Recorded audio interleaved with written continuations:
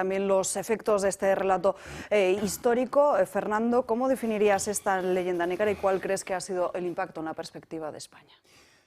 Bueno, la leyenda negra tiene muchas fuentes, como bien se ha explicado. Hay una primera que se cuece en la Italia, que es objeto de la pugna entre los Habsburgo y Francia, básicamente, y sobre todo protagonizada por España, pero no solamente, porque también en el norte de Italia tiene lugar la presencia de ejércitos del Sacro Imperio, pero vamos, fundamentalmente por los Habsburgo y por tanto por España y Francia. Y al hilo de ese reparto que se produce de la península italiana, donde hay una parte heredada de las ambiciones de Aragón, digamos, de la proyección de Aragón sobre la península, que es el sur de la Campania hacia el sur, y Sicilia. Hay una parte que es española y hay otra parte que está casi permanentemente en litigio. El caso más evidente es el del milanesado. Bueno, a partir de esa pugna, lo que se produce pues es lo que podemos considerar propaganda de guerra. Porque tenemos que considerar que la leyenda negra, en realidad todas las leyendas negras forman parte de la propaganda de guerra, no son más que un arma para zaherir al enemigo. Y la propaganda, sobre todo desde que existe la imprenta, y esto es particularmente importante, la propaganda tiene un papel enorme en las sociedades, fundamentalmente, claro, occidentales. Bueno, que nos lo digan a nosotros hoy en día, ¿verdad? Donde estamos sometidos a un incesante bombardeo propagandístico. Se ve muy bien en el caso italiano y se ve muy bien también, sobre todo en el segundo foco de nacimiento de la leyenda negra, que es Alemania, lo que podemos considerar el espacio germánico, en donde a partir de la ruptura de Lutero en 1517, del estallido de la Reforma, los luteranos atribuirán a los españoles, como ya habían hecho antes los italianos, toda suerte de taras y, en fin, de horrores, ¿no? En el caso italiano, los españoles son pendencieros, borrachos, violadores, mujeriegos, etc.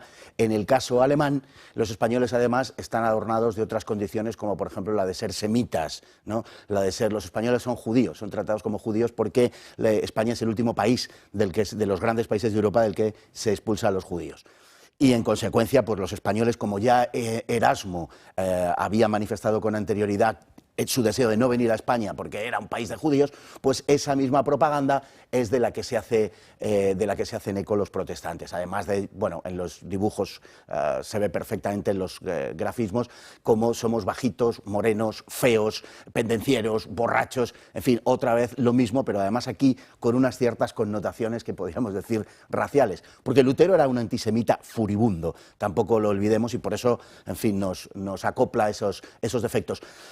Y ahí es donde se empieza a cocer la leyenda negra de verdad. Y luego, bueno, pues el complemento efectivamente de Holanda, de los Países Bajos y de Inglaterra, que impulsará decisivamente esa leyenda negra. Es curioso porque parte de esa leyenda negra, sobre todo la nacida en Holanda, procede justamente de sectores judíos que habían escapado de España normalmente a través de Portugal.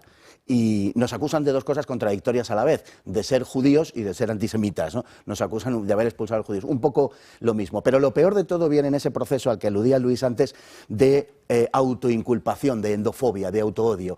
Nosotros mismos generamos lo peor de la leyenda negra a través de la obra del Padre Las Casas, que supongo que tendremos ocasión de hablar de ella, que es una obra desquiciada, que sea, sin que yo quiera decir con esto que no le falte una base de verdad, e incluso existen estudios psicológicos actuales sobre el Padre Las Casas, ¿no? De todas sus invectivas contra la dominación española, que estaba basada esencialmente en falsedades y que, bueno, digamos que argumentaba con cosas que hoy pues no se pueden aceptar, como el hecho de que los indios estuvieran adornados de todo tipo de virtudes y los españoles de todo tipo de defectos. Era pues una reverberación de aquella leyenda negra procedente de Europa. Y, en fin, llegó a decir a la hora de exculpar a los indios barbaridades tales como que el canibalismo, la antropofagia india, en realidad era lo mismo que la Eucaristía, solamente que sin el aspecto metafórico. Yo no sé si es que daba por hecho que la Eucaristía era solo metáfora, ¿no?